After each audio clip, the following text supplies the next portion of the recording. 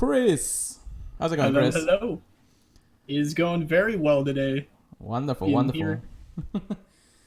All right, so today we have a lot to talk about, a lot of things that I wanted to address, and of course we have our research topics for today. Hopefully everything goes well. I am gonna turn on my game now.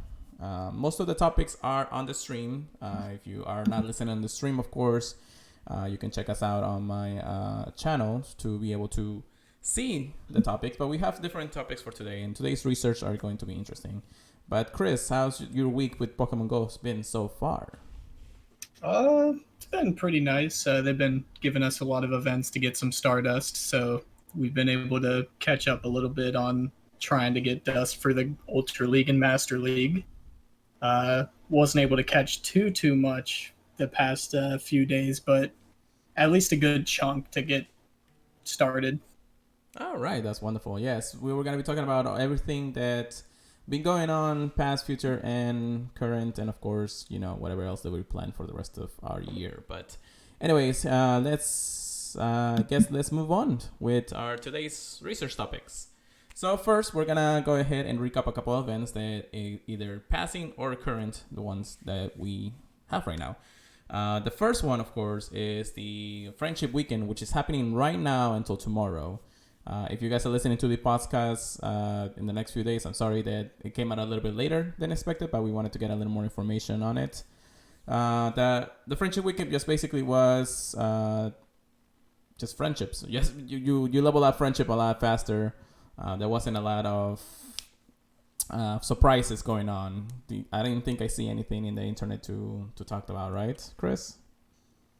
Not too much. People haven't been too excited about the Friendship Weekend, but it's definitely been a good way to get Stardust from opening gifts.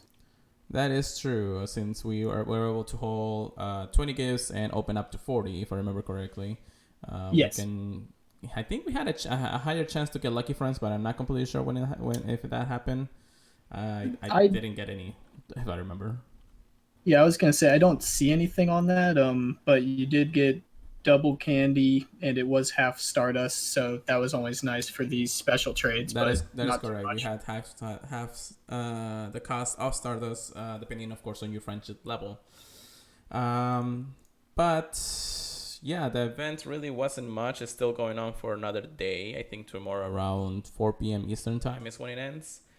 And trade candy was also a thing, and other increases, of course. But that's really about it. We don't really have any more to talk about or really see. This event really was the more chill event that we had in the last probably month of the game of the year.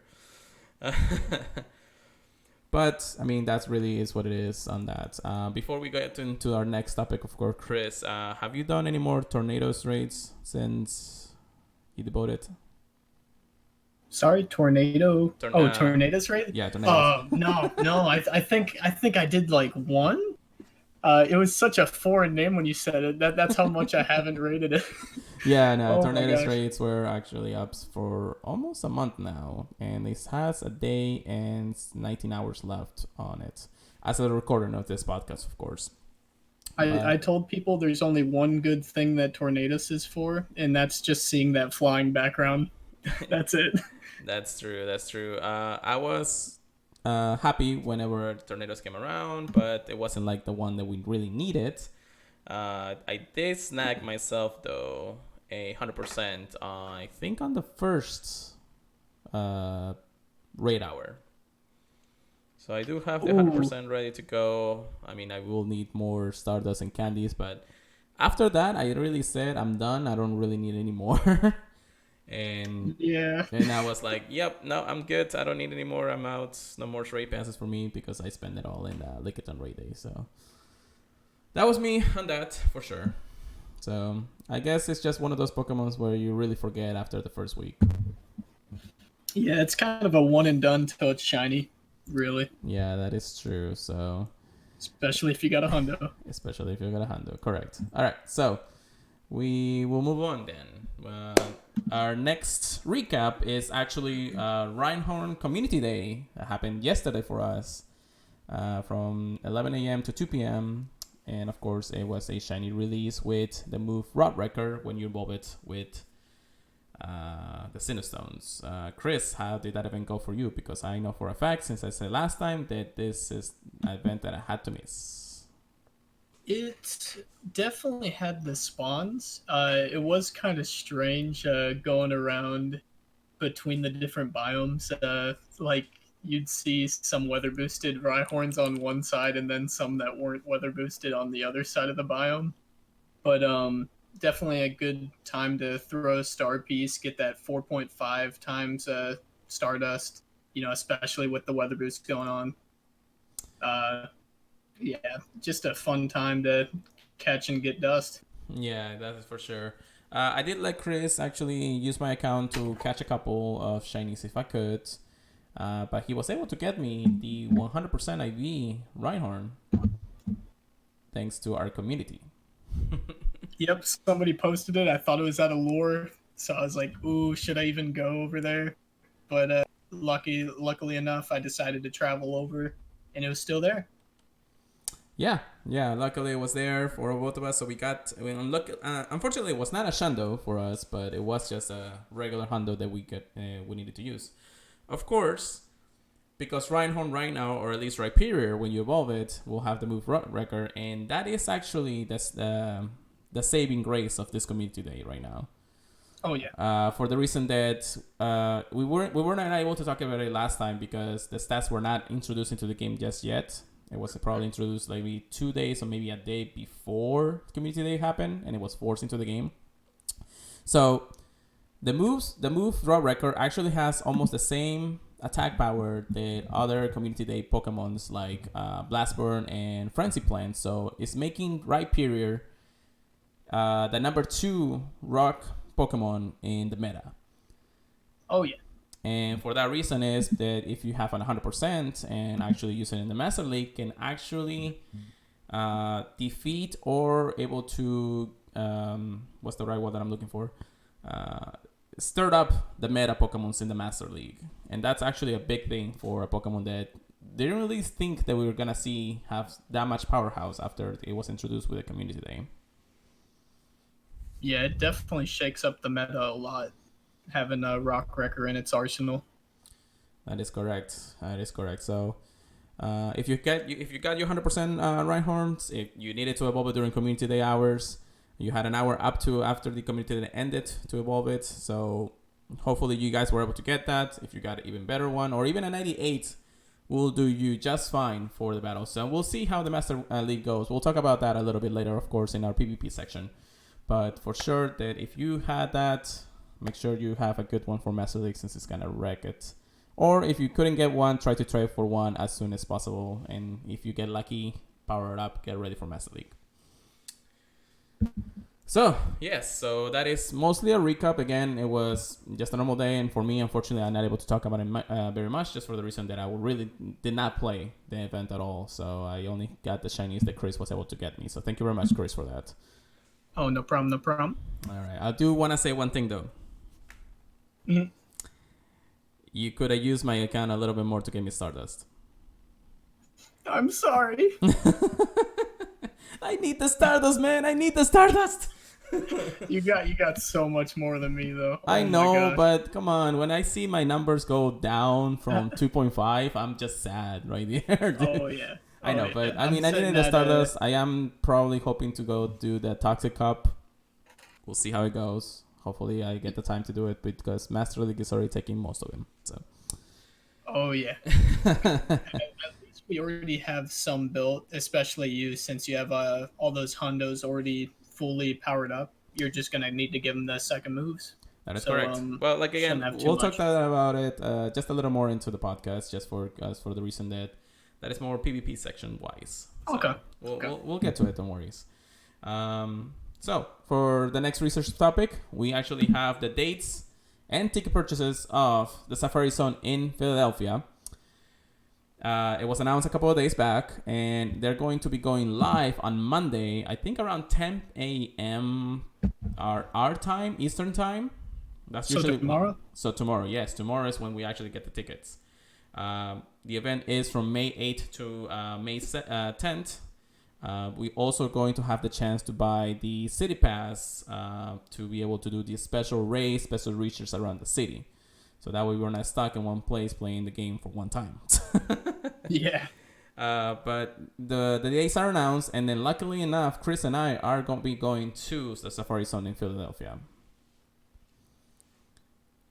You got anything to say? Super hyped for that.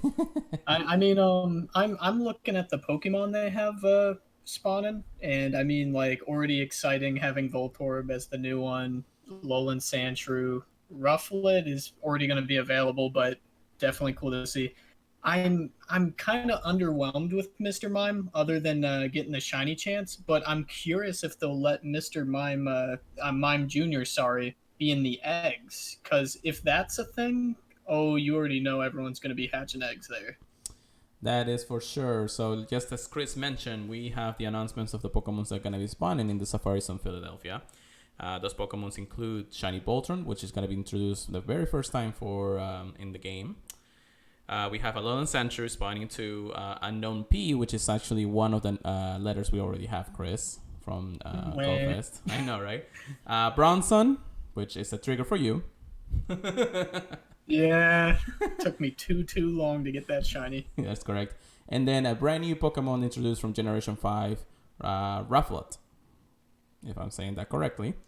Do know, though, that Rufflet will actually be available worldwide before the event starts. So it's not going to be exclusive to Safari Zone, but it's going to be spawning more over there. So I'm actually excited. I like that Pokemon a lot. His evolution in the main games was actually insanely hard to get, just because he actually evolved almost the same as a pseudo-legendary Pokemon, just like Tyranitar and Hydreigon. It evolved almost too close to level 50 or 60, if I remember correctly. It was up there. Yeah, it was up there. Tickets, I can probably go ahead and go to the website real quick to actually understand what the price is. I think they said that the general admission is $12, and then early access tickets will be $18. So you get an extra 2 hours to play if you do the early access. The City Explorer Pass can also be included in that, and that's going to be an extra $8, but you do have to buy that at the same time that you're buying the tickets. So you can decide to do it afterwards once you purchase the tickets for Safari Zone. Yeah. The city plans will include 10 exclusive raids that will have a 72-hour timer. It will come from having the legendary birds in 3-star raids, which is actually pretty fun because that is the first time we see them in lower tier aside from raid days.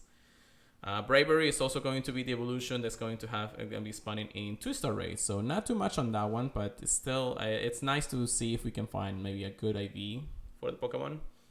Yeah, maybe. That is correct. Legendary Pokemon and EX-ray Pokemon are available in general, while the Safari Zone is running in will be appearing in 2-star raids. So maybe we'll see more Pokemons that we don't usually see. Who knows, really? We'll see how it goes, because we do have another Safari Zone happening next month, which is a Safari Zone San Luis. A lot of people are already going. Unfortunately, we don't have the money to go to 2 Safari Zones this time around. Yeah, no. It will be funny, but if we do, you'll hear from us before the next podcast, or before the Safari Zone starts. The other 4 City Explorer raids will be feature 1 raid battle each level and difficulty from 1 star to 4 stars. So there are many options. We'll see when it goes live tomorrow for sure. Let's make sure that we get our tickets, and we're for sure gonna be buying the City Explorer Pass. For sure.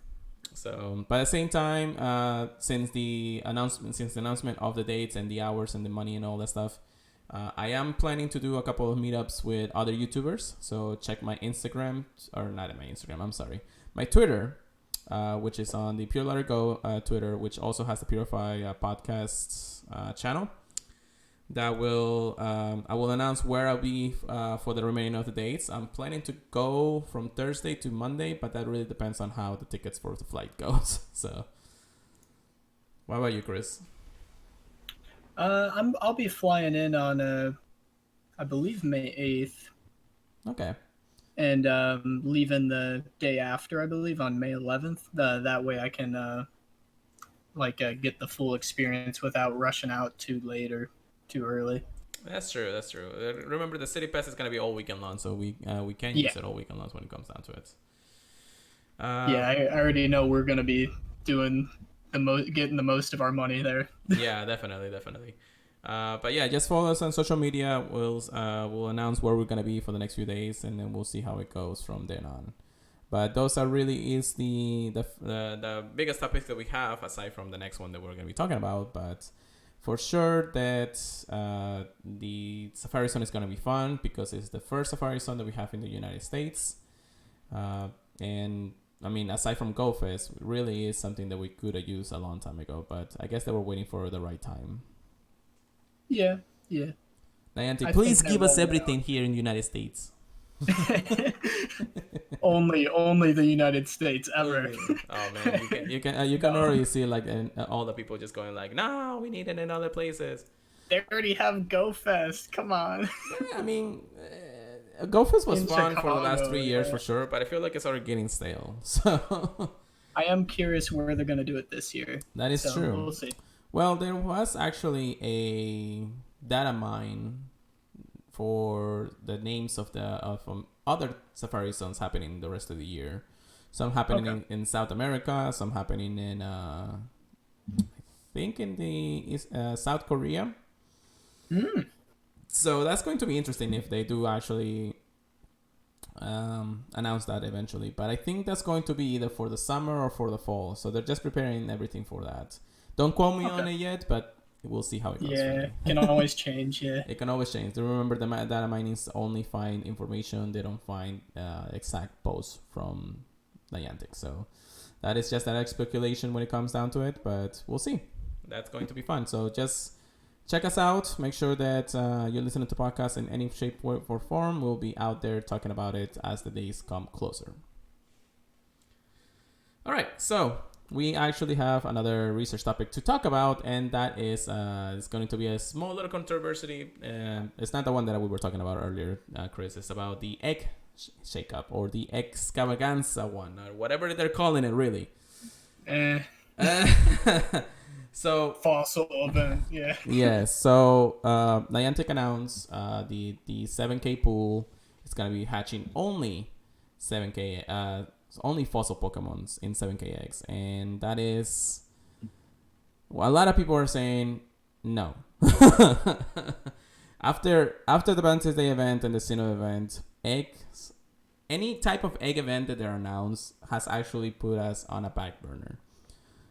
The grind is fine, but because it's back to back, at least for me, back to back egg events has actually depleted me for wanting to do any eggs.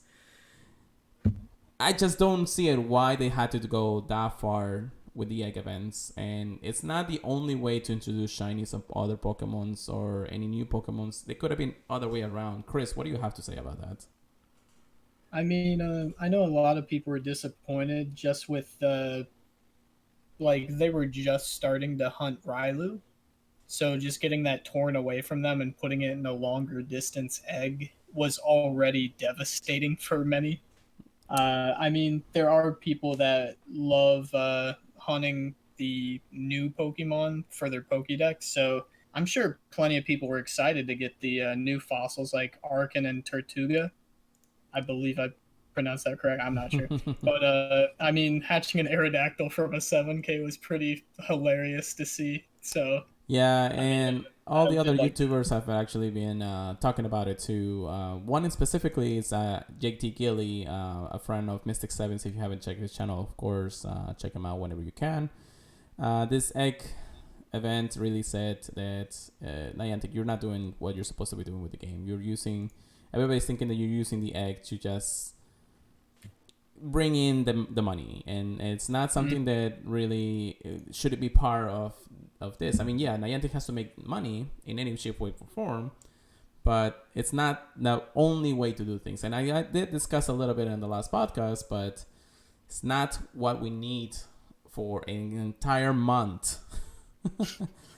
Now, the only problem with this extravaganza event is that there is no end date. They did not announce that there's going to be any time. So if you were hoping to get a good IV, a Alolan, or a shiny baby, your chances are slim right now for the reason that those Pokemon are only hatching out of the regular eggs, and the pool is much, much bigger for that reason. Riolu is also in 10Ks now, so that is just... it's one of those things where it just grinds my gears a little bit. I mean, I was also annoyed just with the fact that you could have been opening eggs at the time that it just switched over without even knowing and just grabbing a bunch of fossil Pokemon before they even announced it. Which, don't get me wrong, that kind of fits with the event. Like, ooh, look at this big surprise. But, I mean, I'm sure plenty of people were just furious to find out that they put fossil Pokemon in, like, super incubators or something. That is correct. Now, we are talking this in a couple of days after everything that has been announced, of course, but there's also one thing that they mention, and that is, of course, that Niantic has heard our pleas, our complaints. They will be making adjustments in future events, and this one actually caught me by surprise, I think yesterday. But it wasn't an official post from Niantic. It was actually a post from Cerebi, which actually covers all Pokemon media from anywhere that they could. And it says that in Pokemon Day, which is actually happening next week, what would have been just another egg event to hatch the custom Pokemons has switched over a little bit more. So you can still hatch them. I think you can still hatch them from the eggs. But the custom Pokemons will also be appearing in 1-star raids.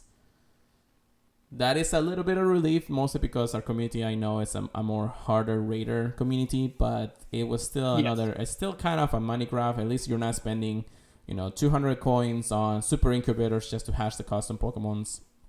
And then, of course, you'll be able to do raids. So you'll be saving half your actual income when it comes down to this. What do you think about that? I mean, I do agree that a lot of people will be saving money. I mean, just the fact that a lot of us buy not incubators, buy passes in bulk. But I mean, when you think about it, you're only really saving about $1 per day if you're one of the people that agree that premium raid passes are $1. I mean, you're only getting that free pass per day to raid that one-star raid, unless you're hopping in a bunch of them. But either way, you're going to be spending money. That is true. Choose your poison kind of thing. Yes, yeah. So just like you said, it is a one of those things where you have to pick and choose. Now there are more things happening with the event, of course. We also have the clone Pokemons happening in 4-star race, I think they said. And that is, of course, another grind of itself. So you only have so much limited time, and unless you've been stacking coins for the last month, you basically won't be able to do one at a time. So trainers trying to plan your your coins, your whatever raids you're going to be doing for the time. Try to plan to when to be able to do those raids if you are planning to get at least a collection of everything. For the reason that you only have so many days, you only have one raid pass, 2 at most if you didn't use one the day before. But just make sure that you are at least prepared for this event. And we're warning you just a couple of days. Hopefully this podcast is pushed into our podcast feed. Sooner you think, I'll try to make it available as soon as possible for you guys to listen. So Chris, again, another one of those grind events. We'll see how it goes for that point. Well, also with the clone Pokemon, there's also going to be Armored Mewtwo again too. So that's another Pokemon to use your passes on. Oh my goodness, that is true. Oh my gosh, really on picking that. And choosing. Yeah, so you're really gonna have to pick and choose, depending on where you come from or what you want to do. Armored Mewtwo has been confirmed as shiny either way, so we're not sure if people are going to be doing that more either. There's a lot of things that they're still in the covers of it, and I'm sure that the people who are actually already have the information are waiting for the right time to say it. So we'll see how it goes. Hopefully everything goes well, and hopefully it's not just another big disaster at the end of the day. But yeah, that's basically what Niantic is doing. They will maybe making adjustments to the pool of eggs, maybe to the events featuring eggs, and then we'll see how the rest of our events go from here on out. So thank you very much, Niantic, for listening to us. We appreciate it very much. Whenever I heard that, I said hashtag thank you, Niantic, and Twitter. Oh, yes. So it helped out a little bit. But we don't know what the adjustments are just yet. So we'll see how they really do handle it in the coming days. All right, so that's basically all our research topics for today, but we do have, once again, our PvP section. And the reason why we don't have much to talk about is because it's been a slow week for a lot of the news, aside from the announcements we just mentioned. But I am giving the PvP section a little bit more time for us to talk about, just for the reason that there's a lot of things to talk about in PvP right now. Our PvP section, we're going to call it Get Good or Get Wrecked. How you like that? Every day, man. I love it. Love it. All right. Get Good or Get Wrecked. Here we go. So, first thing that we're going to talk about, it's something a little bit going into the dark side of things. Earlier last week, we had another problem with the hashtag GirlsThatPvP. Now, if you have actually been following the PvP scene, you know that the hashtag was created for women that wanted to actually have a strong impact in the PvP scene in Pokemon Go. That was the case for the longest time, and it's been actually working pretty well because I've seen a lot of great competitors actually talk about the PvP section, and it's actually a great way to just bring in more and more audience to the PvP community, which it's been growing since the days of release. And luckily, that hashtag has actually helped out a lot, even for the women in our community. Now, the controversy is that the hashtag was used maliciously, if that's the right word I'm looking for, and on Twitter, for the reason that they were basically saying you're using the hashtag to gain attention, to womanize people. Sorry about that, and just, you know, use it for the advantage to just bully the community itself.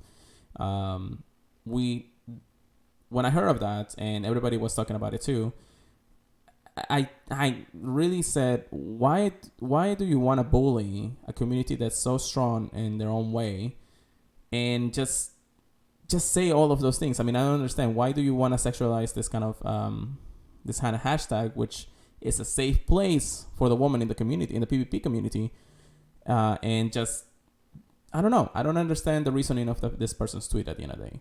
Now, the tweet, I think, has been deleted since then. I'm not completely sure. It's just basically saying, hey, it was a picture of a Giratina 1 HP beating a woman trainer at the moment of, and then pasting a picture, or the face of the on the face of the girl, putting in a picture of a man crying about it, and then talking about all this controversy and about how you guys are just using the hashtag for this and that, and it's a man behind a woman's body and all that stuff. Now, I understand that, you know, when you customize your character on in game, you can choose and pick whatever you want. I've seen a lot of people do that. It doesn't really matter when it comes down to it, but they thought that it was just another man behind the character. That really sparked the controversy that led to a lot of women speaking up and understanding that the hashtag was being used in a different way that they were intended to. Yeah. The only one thing that I want to actually mention too is that I was listening to another podcast, which is the Lure Up podcast with Ken Pescastor and Adam Tussle. They talk about, at least Ken was talking about all of this and brought a lot of attention to that controversy, and it was dark. It was darker than what they usually you will see in the in the podcast, but that's because they were actually talking about the great things about it. At the same time, they talked about like the experiences the woman had. One of them being like, hey, that you see a woman in the PvP tournament and you say, oh, this is just going to be an easy win and things like that. There was also some things that, unfortunately, I don't want to say, but it was really dark when I listened to it. If you want to listen more about it and I want to take the spotlight from the Blue Up, go ahead and give it a go. It's also the Professor Network, if anything. theprofessornetwork.com, I think is his link, and you'll listen to the latest podcast. You'll see how everything goes. Chris, what else you have to say about it, really? I mean, I think just the fact that the community came together to kind of hold the people accountable that used the hashtag in a bad way, and even Pokemon Go Stadium themselves, like getting all the information together and coming together to give their stance on it, even if it was a little bit later than a lot of people would have liked. They were researching everything to make sure that all the info was correct when they were holding everyone accountable. And even Jay Pharmacist holding the little stream for the Queen of the Stream afterwards to kind of empower all the female streamers that PvP show how good they are. Yeah, so I think that was important. So aside from all the dark moments that this has actually put in, my opinion is, at least I want to say this to everybody out there and anybody who's listening to us. For us, it doesn't matter what you use to be able to empower yourself. If you want to use the hashtag, use it. If it's something that you feel safe, use it. I know a lot of people out there, a lot of women out there that are such an amazing person. From our Discord, we have our leaders. One of them is a woman, and she's been amazingly creating events for us to be able to make sure that we are, part of our community, part of ourselves. Chris, you have your girlfriend, which goes along with you, but at the same time, she learns all of the things with the PvP community, and I feel like that's great and everything. And other people that I know that, yes, there will be times where this is gonna happen. Unfortunately, this is how the world is. We don't want to live in that world, but we can at least make it a little bit safer for everybody. And don't feel like you're alone in this. You are being heard, but you have to speak up, make sure that you understand where you're coming from. And if you need help, seek the help needed. We're always here. Just understand everybody out there that's listening. Make sure that you are doing what's right for your community. Don't do anything that's just going to harm it in a way, because we all love the game. We are all part of this game and this community, and we want to make sure that it's the best that it can be for everybody. So, well said. I needed to say it because I feel like it's been boiling in me since this whole fiasco happened. So, yeah, it took me off guard. Yeah, no worries. But yeah, we're gonna just leave it at that. Again, we'll do what we can and do what everything else it happens under. So thank you very much for that part, for listening, for that Chris too, and everybody out there that's listening to the podcast. All right, so to get back on a little more brighter side of the Pokemon PvP community, get good or get wrecked. We have our announcement for the March Silt Arena, the Toxic Cup. Chris, what stats do you have for me today? Okay, so Toxic Cup. It's, of course, going to have some, what's it called, poison, especially with that name. And I was kind of surprised to see that they had, what's it called, normal. I knew that you'd want to have a counter user for that. Right. And they also have bug, ground, and grass. So as soon as I saw that, I was like, okay, what's banned? And it's going to be Tropius, Noctowl, Vigoroth, and the Mud Boys. So seeing that the Mud Boys aren't there is definitely a breath of relief from a lot of people. And because of that, there's going to be some really interesting Pokemon at the top of the meta. One of the ones at the top that doesn't surprise me is a Golbat. But he's not going to thrive very well against the normal types because his Shadow Ball and Poison Fang isn't really going to hit them for much. So you're definitely going to want to bring either a normal or just a good wall for him. But Barrel is at the second. I love that face. Whenever he uses a charge move, I know that everyone has to stare at his open eyes. I love how much he can wall. He's a great anti-tank, especially with Fire Fang Hippowdon on the horizon. Everyone's given him a lot of hype, but I don't know if he's going to live up. Wormadam Trash with Confusion. oh my gosh, if you can't break through that wall, he is just going to eat away at you and farm. Any cup that Steelix is allowed, he will thrive. So you're going to have to watch out for him. Other than that, there's really just going to be any bug. I'm surprised that Scizor went down, but any bug, especially the bug steals, are going to be really just a good wall to moves, and they're also going to dish out a lot of damage. So they're only really going to have to worry about the fire attacks, which aren't very prevalent. So that's just going to be Fire Fang. It's going to be the fire charge moves, but if you have a shield advantage, that's not going to matter. Flygon is pretty high up there, so he might get a time to shine. And I'm honestly surprised to see Piloswine so high, but I think that's just because most of his weaknesses aren't going to be on the field since they're all banned, basically. Yeah, that is true. So, as just mentioned, all of those Pokemons are being tested as of now. So make sure you do your research. I am seeing the post from Silk Arena, and they said, of course, the bug types, poison types, normal types, ground types, and grass types are going to be the ones that this meta is going to bring.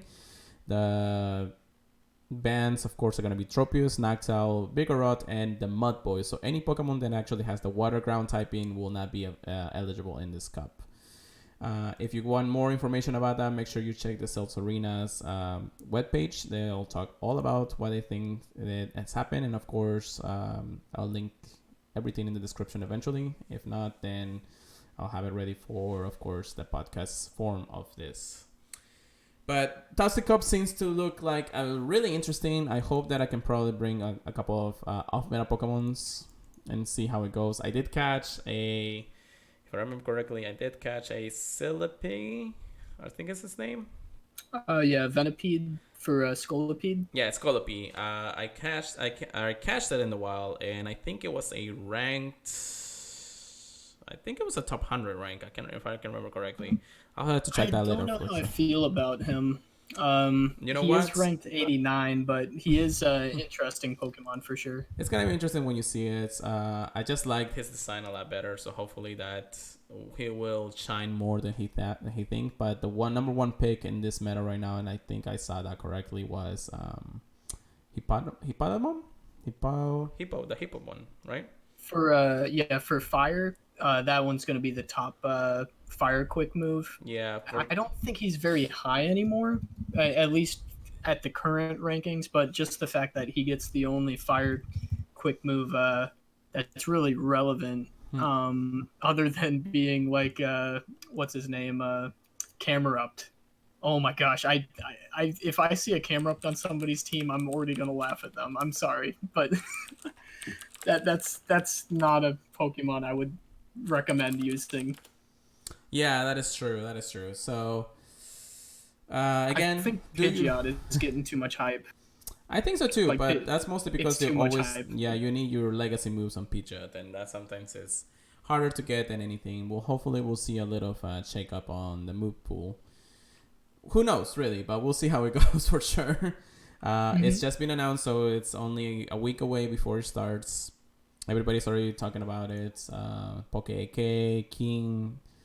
But, of course, PvP, the Silk Arena is not the only thing that is in everybody's mind right now, especially because the Go Battle League is about to switch over to his final preseason league, the Master League. Now, that's happening tomorrow as a recording of this podcast, which is going to be February 24th.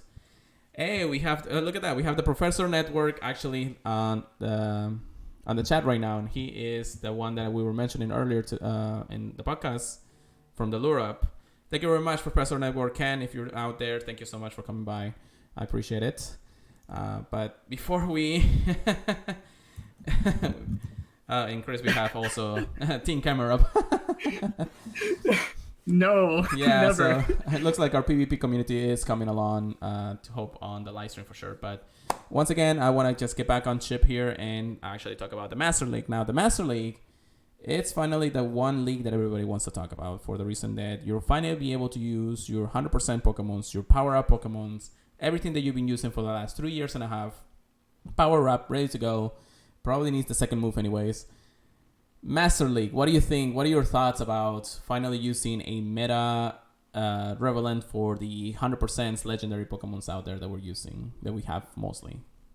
I think Master League is going to be really just fun to finally get into, mostly because so many people already have fully powered up Pokemon to take on the raids. So you're going to see a lot of Kyogres and Groudons since people already have them powered up. But not as many Dialgas, except for the people that have looked into the meta. I mean, just the fact that it has such great typing is going to mean that it's basically going to be on everyone's team. So you're going to have to bring a counter for it. Excuse me. Yeah, that is correct. So what we saw, at least in our reviews, and everybody has been talking about it since it was announced, technically, the Master League is going to feature a lot of good Pokemons that we don't usually use because they are either too low or they cannot go into the actual Ultra League or Great League meta, unless you get really lucky, of course, in the trades. But our number one pick that everybody's talking about, and I think that's everybody's going to be way ready for it when it comes out tomorrow, it's going to be Dialga. And we did talk about it a little bit last podcast. Dialga is a monster. His typing, his stats, everything that you get through it. Now, you, Chris, and I, we did a lucky trade for one. It didn't really become the greatest, but it was still above the 90s. Yeah, I think mine ended up being a 93. Doesn't have horrible IVs. Yeah, but... So. And then earlier today, I actually was trading somebody for a Dialga to see if I can get it lucky. Super jealous. I did not get a lucky, but I did get a 98 IV Dialga. So I was like, no way. First of all, it's going to take me a little more Stardust, a little more candy to power up. And right now, I'm completely out of candy because I was powering on this. I don't have the second move, which is sad right now. I might have to actually do a couple of raids tomorrow if I can actually get a little extra candy so I can get ready to go. But I got a 98. We also have the 100% that Chris was able to get us for Rhyhorn. So Rhyperior is also going to be an amazing counter to those Pokemons. Our 100% right there, ready to go with Rod Record, the Community Day move, which is now a legacy move in the Pokemon Go world. But we also, there's a lot of Pokemons.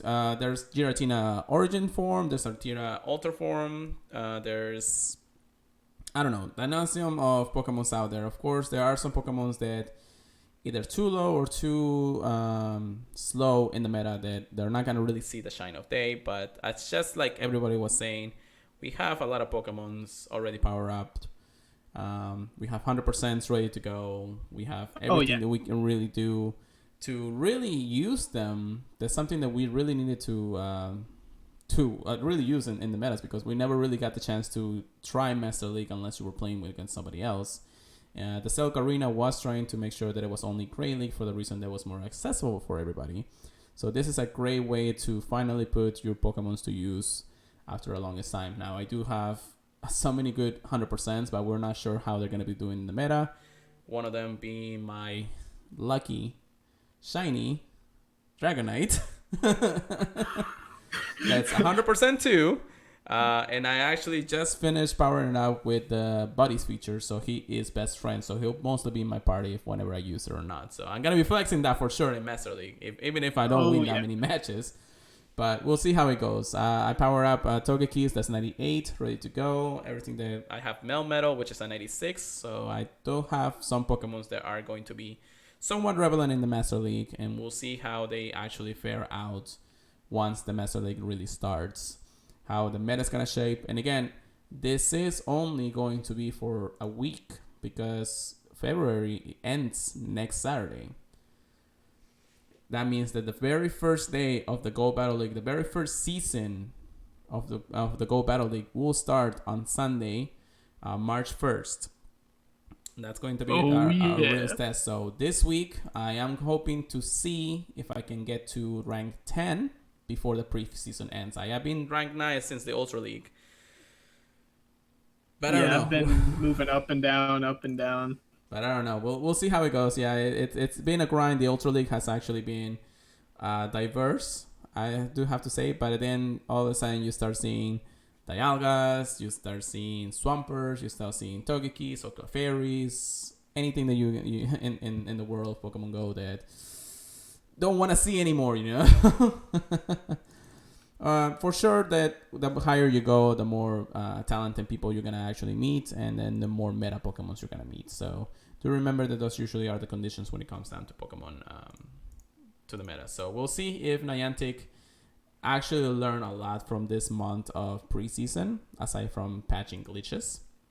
Mm-hmm. But in the end of the day, it's all about if the season 1 is going to start the same way, or is it actually going to give us a way to see everybody's rankings, or maybe how the meta is gonna shape out. If they're gonna ban some Pokemons, we're not sure. We'll see how when Saturday comes around. We'll hopefully have the details by then, and then podcast on our next podcast we'll talk about it for sure on that. That's gonna be really interesting.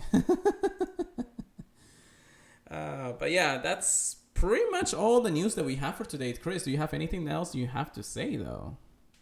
I mean, I think a lot of the matchups are going to take a lot of people by surprise. I mean, I think one of the more interesting ones is between Metagross and Rhyperior. Mm-hmm.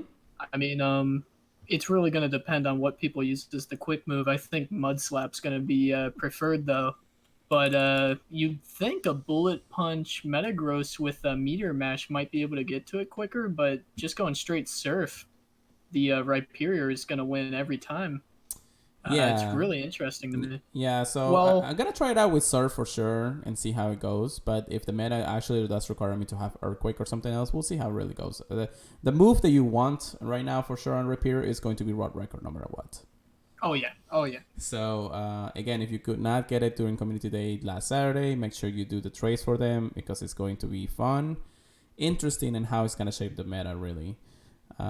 That's going to be one of them, aside from a lot of the other Community Day Pokemons that we already have, but they don't really max out to the point where the other legendaries or other Pokemons are. However, though, I did not actually have one Giratina for Ultra League, but I do have my Alter Form 100% Giratina. Chris, you got me this a while back. I did power up to the grind before any of this was announced, so. That one's gonna be scary. yes, it's going to be scary. I do have to switch it over from Shadow Sneak to Ancient Powers to see if it actually does some damage. But I do have a lot of good 100% from the meta. I also have Metagross. But unfortunately my Metagross doesn't have the Community Day move, which I was hoping that I'll have it before, or we'll have like the exclusive TMs before this happened, but unfortunately it's not going to happen. We'll see if it actually works. I have other Pokemons really, and that's going to be it's going to be a really meta defining league when it comes out. So So yeah, that's basically we do have all for today. Again, Chris, if you have any more information that you want to give out to the podcast, now is the time. Okay, I guess not. But before we go, of course, I do want to say thank you very much, everybody in the chat who coming by. I know that we don't usually read the chat aloud unless there's somebody really out there who wants to listen. But if you guys want anything during the live stream, you have any information you want to give us or any questions you have, make sure you type it out because I am looking at it constantly to make sure that I can address that, or if not, find the information as quickly as possible, since this podcast is only usually an hour for you guys. But if you have any questions, concerns, anything, information that you want to say, make sure you go and just type it up on the chat. If you are listening this in a podcast form, once the feed is live, you can, of course, email us at the PurifiedPodcast@gmail.com. You can also call or text, leave a voice message, if anything, at 941-417-9243.